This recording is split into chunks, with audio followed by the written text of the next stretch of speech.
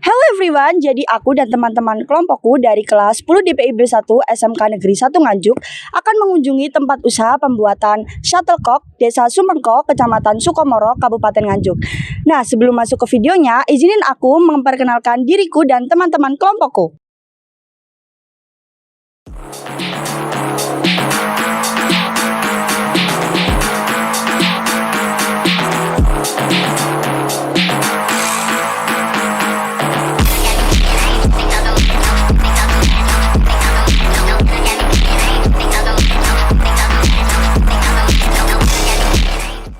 Hai, kenalin, aku Desi Safira dari absen 20 sebagai moderator. Hai, saya Aisyah Putri Pustasari dari absen 2, saya penyusun makalah. Hai, perkenalkan nama saya Ananda Desinta Pratama, absen 6, saya sebagai penyusun makalah. Halo, saya Binti Mutakulasana, absen 16 sebagai penyusun makalah. Hai, perkenalkan nama saya Amela Sasabila Putri Kusnaini, absen 5, saya sebagai kameramen 2. Hai, saya Galang Junindra Widya Saputra dari absen 28 sebagai kameramen and editor. Nah, sekarang kita langsung aja menuju ke lokasi pembuatan shuttlecock. Penasaran kan? Tonton sampai akhir ya.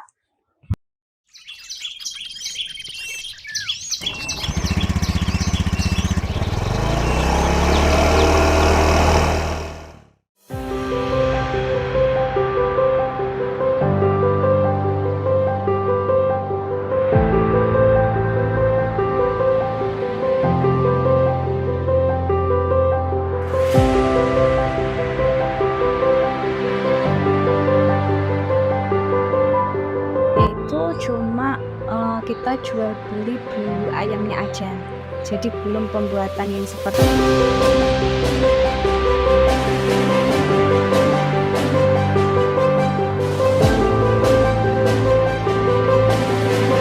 Pembuatan shuttlecock namanya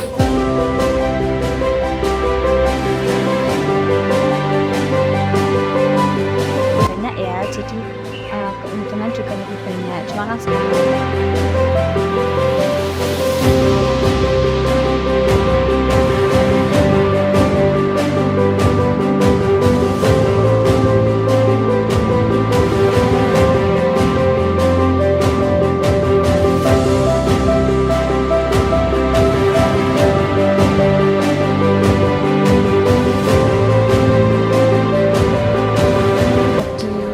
proses pemotongan bulu,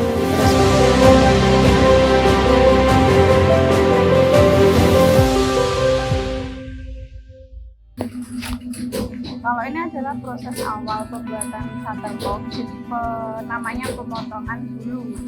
Bulunya kita sendiri itu dari bulu mentok. Jadi coba disut nggak apa-apa. Proses awal itu adalah pemotongan dari bulu utuh. Dari bulu utuh nanti jadinya akan seperti ini. setelah tadi melalui proses pemotongan kan jadinya seperti ini. Nah, itu nanti tahap selanjutnya itu diluruskan atau dalam bahasa industrinya itu lock bahasanya. Nah, diluruskan prosesnya seperti ini. Nah, bahan selanjutnya ini namanya gabus. Nah, gabus di sini gunanya untuk menancapkan bulu yang sudah dipotong tadi ke gabus ini. Nah, ini bentuk awal gabus sebelum istilahnya dibur. Kalau dalam istilah industri shuttlecock, yang ini tampak yang sudah dibur. Nah, lubang-lubangnya ini nanti itu akan ditancapkan atau dimasukkan oleh bulu ayam yang sudah bulu mentok yang sudah dipotongin tadi. Prosesnya seperti ini.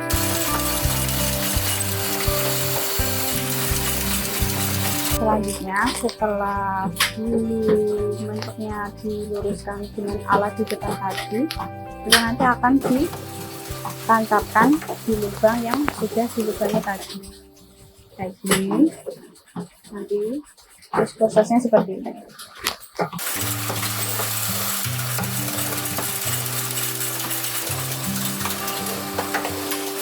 Nah, ini setelah ditancapin lewat mesin yang di belakang tadi, penampakan kan seperti ini.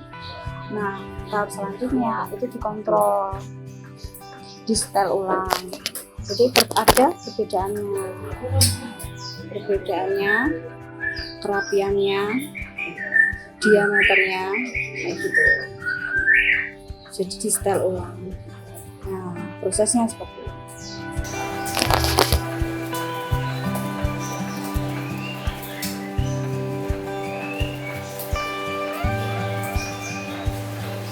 Ini adalah hasil akhir, yaitu setelah tadi proses pemotongan bulu, terus pengeboran gabus, terus penancapannya, penjahitannya, terus habis itu nanti kontrol, terus kemudian nanti dikasih lem benang, lalu tahap terakhirnya nanti biasanya ada pengetesan yaitu speed.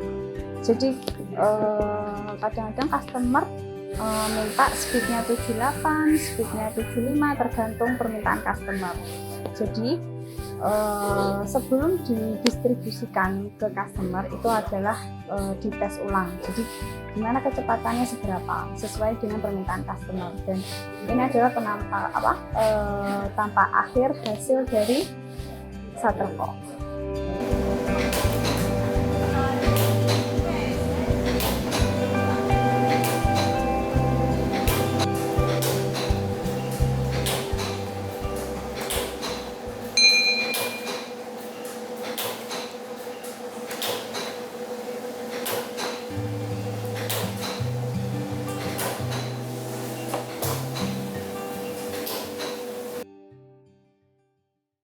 Halo teman-teman, jadi di sini aku udah bersama Kak Feby selaku anak dari pemilik usaha shuttlecock ini. Dan aku bakal langsung tanya-tanya tentang usaha shuttlecock tersebut. Jadi gimana sih Kak sejarah berdirinya usaha shuttlecock ini? Kalau sejarah berdirinya itu sudah lama ya, dari sebelum aku lahir. Cuma kan nggak langsung, istilahnya gini, kalau shuttlecock kan ada tahapannya ya. Kalau dari keluarga aku sendiri, jadi awalnya itu cuma kita jual beli bulu ayamnya aja. Jadi belum pembuatan yang seperti di shoot tadi, pembuatan jadi yang namanya kok, itu kan namanya kok baru ya. Kok istilahnya kalau bahasa Jawa itu kok apian. Jadi kita belum buat seperti itu. Jadi awalnya itu bulunya juga bulu ayam yang diperjualbelikan. Tapi seiring berjalannya waktu, karena kebetulan bapak punya teman yang ada di Solo, dulu kan industri shuttlecock kan kebanyakan di Solo ya. Terus bapak ikut di sana, join di sana, istilahnya bertukar pikiran di sana. Akhirnya bapak juga belajar di sana. Ya udah akhirnya balik terus nyoba bikin kok sendiri. Kalau tahunnya kan udah lama banget ya tahunnya, jadi mungkin 19, karena 97 ya mungkin 2000-an kali ya. Tahun 2000-an baru pembuatan shuttlecock yang benar-benar bagus kayak gitu. Itu prosesnya juga lama karena pembuatan shuttlecock itu juga tuh nggak gampang karena dari diameternya, terus kecepatannya, dari goyangan waktu di tangkis dengan raket kayak gitu. Jadi ada proses tersendiri untuk biar kecepatannya sesuai dengan keinginan customer. Terus kan udah menjalani bisnis berpuluh-puluh tahun gitu, pasti ada suka dukanya ya Kak ya. Bisa disebutin nggak Kak suka dan dukanya itu apa aja? Kalau sukanya karena mungkin dulu bapak saingannya nggak banyak ya, jadi keuntungan juga lebih banyak. Cuma kan sekarang kan yang pertama karena dulu pernah COVID juga, jadi bahan baku semua naik kayak gitu, bahan baku naik, terus produksinya juga menurun karena modalnya kan kurang. Terus kalau semakin kesini mungkin sudah agak stabil, cuma persaingannya lebih ketat. Selama berusaha ini udah lama banget ya Kak. Pasti pernah ngalamin kegagalan. Nah, gimana sih cara ngatasin kegagalan tersebut? Kalau kegagalan mungkin dari segi kegagalan apa? Mungkin saya ambil contoh kegagalan kalau kita pas lagi kirim barang terus ke apa barangnya tidak sesuai customer gitu aja ya. Ya. Jadi contohnya kegagalan seperti itu mungkin nanti bahannya itu kopinya yang kita kirim itu kita kembalikan. Kita suruh kembalikan lagi, kita buatin lagi. Tapi itu nanti juga akan berpengaruh ke kerugian. Nah, jadi kalau kegagalan di sini dia itu larinya nanti kalau di industri kita itu adalah kerugian. Mungkin karena pengiriman kan biaya pengiriman juga banyak, sedangkan kita nggak dapat bayaran kayak gitu. Nah, otomatis barang dikembalikan lagi. Kita produksi lagi, kita kerja 2 kali lagi baru dikirimkan lagi kayak gitu. Kan udah bahas tentang kegagalan, mungkin udah pernah ngeraih keberhasilan selama usaha ini. Keberhasilan itu apa sih Kak contohnya? Kalau keberhasilannya yang pertama dari segi karyawan Jili ya. Kalau dulu kan karyawannya cuma 3-4 kayak gitu. Mungkin kalau sekarang kan kalau yang di rumah mungkin ada yang 10. Kalau karyawan yang di luar itu mungkin ya ada 15-an gitu. Jadi kalau kesuksesan mungkin suksesnya bisa apa ya? Bukan istilah mensejahterakan ya, mungkin memberi peluang pekerjaan yang mungkin lagi susah untuk kerja kayak di perkantoran kayak gitu. Nah, kesuksesannya yang pertama seperti itu. Yang kedua, kesuksesannya kan kita nggak munafik ya. Karena di dunia ini apa-apa kan mahal gitu ya. Jadi uang dari Shuttercock itu kan bisa diputar, entah itu buat beli apa namanya kebutuhan sehari-hari ataupun keperluan sekolah adik anak. Kan kita para pelajar SMK setelah lulus itu mungkin ada yang mau berwirausaha.